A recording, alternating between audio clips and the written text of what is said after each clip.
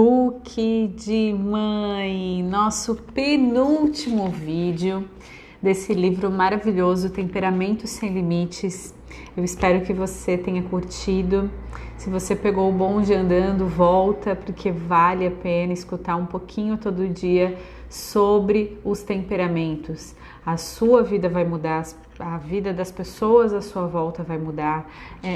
Foi assim muito interessante esse livro, principalmente para quem nunca estudou sobre programação neurolinguística, quem nunca se aprofundou sobre relacionamentos, sobre perfis, sobre enneagrama. Ele é um resumão muito bem feito da Isa Minatel, que vai ajudar bastante você que é mãe, você que tem filhos. E se você não tem, gente, ainda assim ele é muito útil, tá?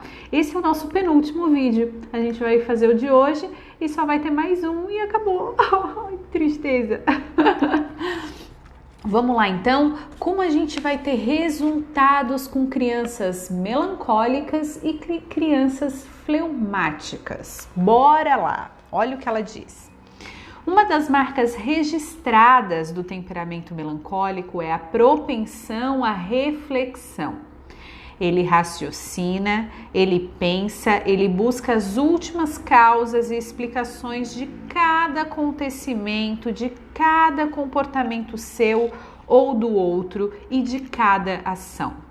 Isso o faz conseguir justificativas para todas as ações. Às vezes, entende tanto o outro que tolera coisas que não deveria tolerar.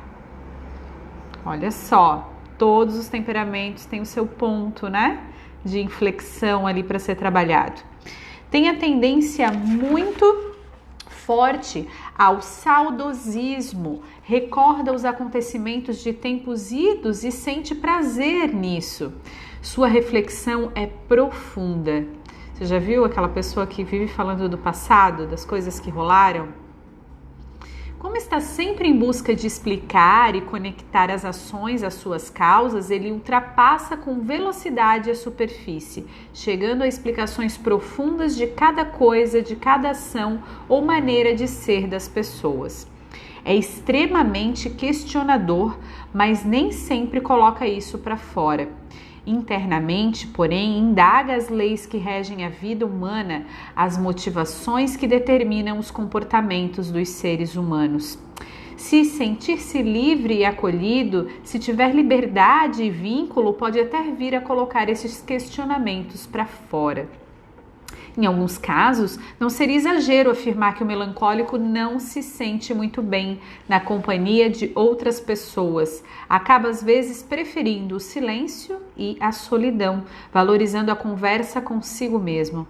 Quando na presença de outras pessoas, às vezes acaba por se distrair, viajando nas próprias ideias. Não se preocupe se às vezes a criança melancólica não prestar atenção nas pessoas que passam por ela. Sua atividade interna é intensa e ela pode estar mais dentro de si do que fora. Essa atenção à vida interior é considerada desatenção por quem vê de fora. Por isso, a criança melancólica pode enfrentar algum desafio na realização das tarefas cotidianas. E somos injustos, né, gente, com as crianças por não entender que faz parte do temperamento delas. E a gente está aqui para auxiliar e não prejudicar ainda mais. Também é muito comum que a criança melancólica esteja sempre atrasada. Perde-se entre um pensamento e outro e quando vê, a hora voou. É muito importante ter tolerância e paciência com ela e usar métodos e técnicas para ajudá-la a dar conta de sua vida exterior. Uma das recomendações é o uso de artifícios externos para controlar o tempo. Uso com meu filho colérico melancólico, ampulhetas de 10, 20 e 30 minutos para marcar o tempo do banho, da refeição, de assistir à televisão. Um recurso bastante interessante também para a educação das crianças melancólicas. A criança melancólica tende a levar as coisas a sério e tem inclinação para a tristeza, com um choro interno quase sempre presente em seu coração. vê as situações do mundo sobre o viés de é tudo culpa minha. A criança em geral, ela já tem esse sentimento de achar que tudo que acontece no externo é culpa dela, né, gente?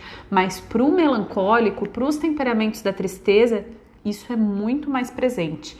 O melancólico é um ser muito reservado e não é muito dado a se aproximar facilmente de pessoas estranhas ou puxar conversa com desconhecidos.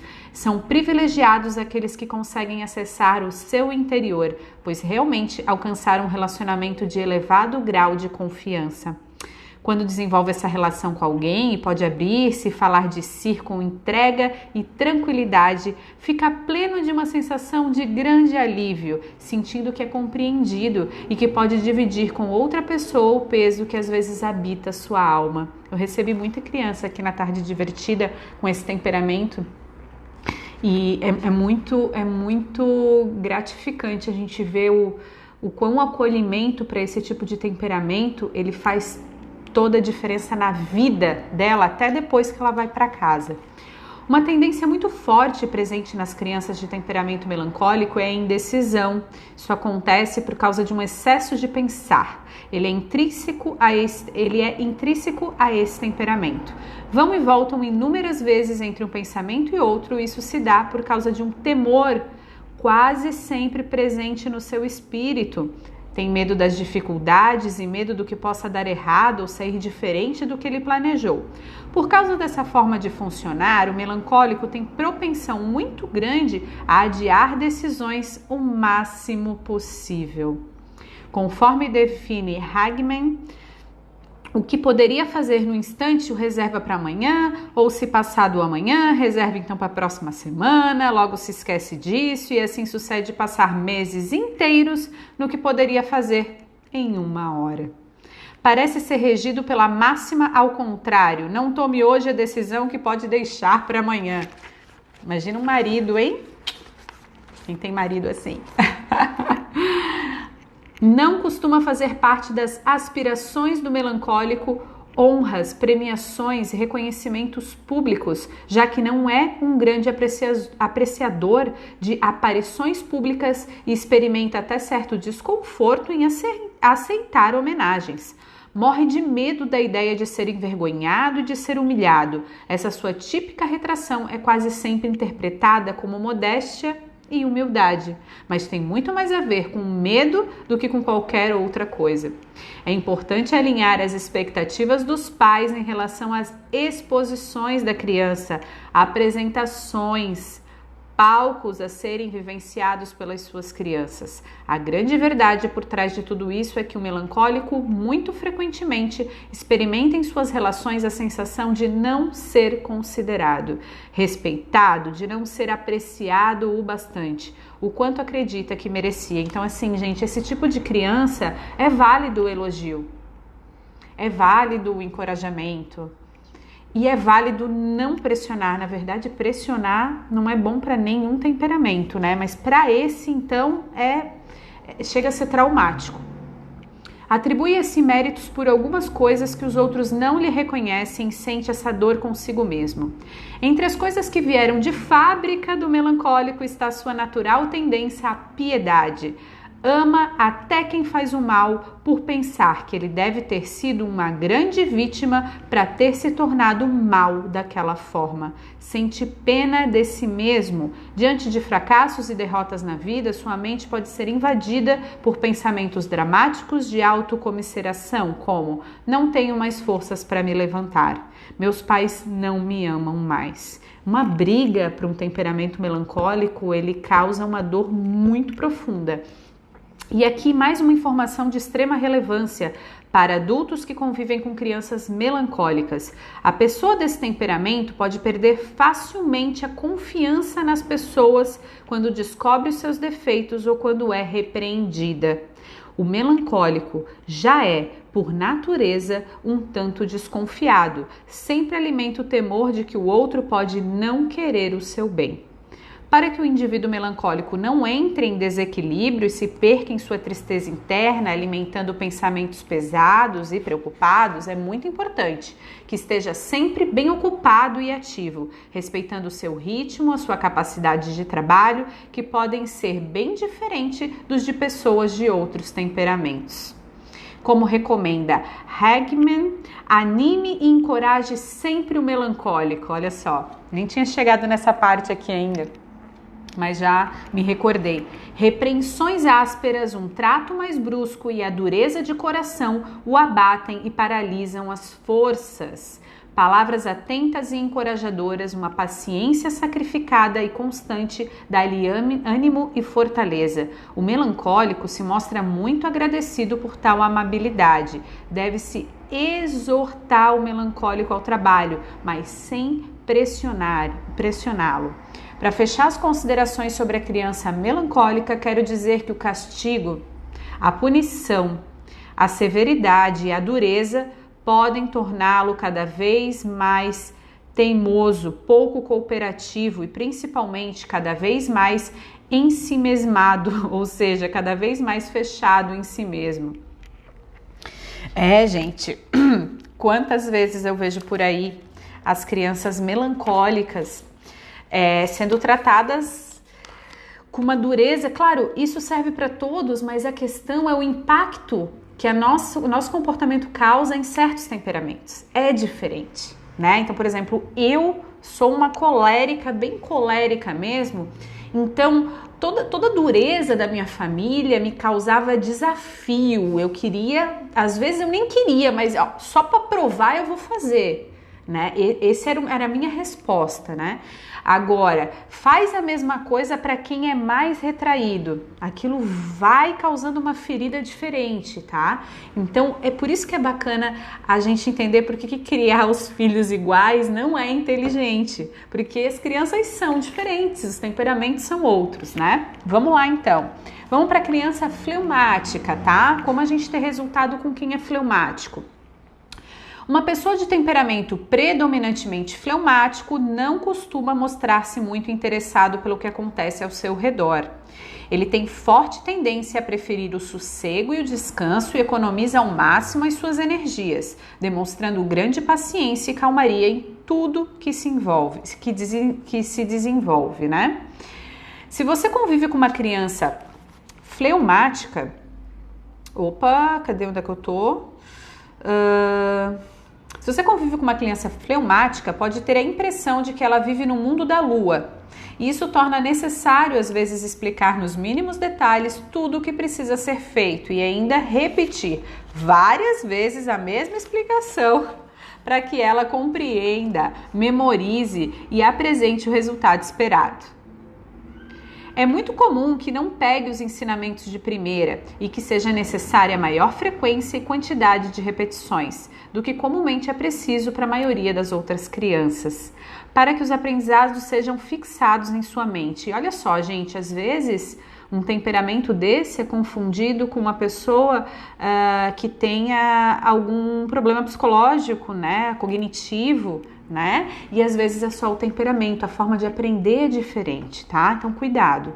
Imagine quando todos os pais e professores souberem disso e mapearem os temperamentos dos seus filhos e dos seus alunos. Pode ser que o menino não sofra de déficit de atenção, apenas seja fleumático. É uma decisão muito grave medicar crianças por problemas de aprendizagem sem entender profundamente de temperamentos humanos.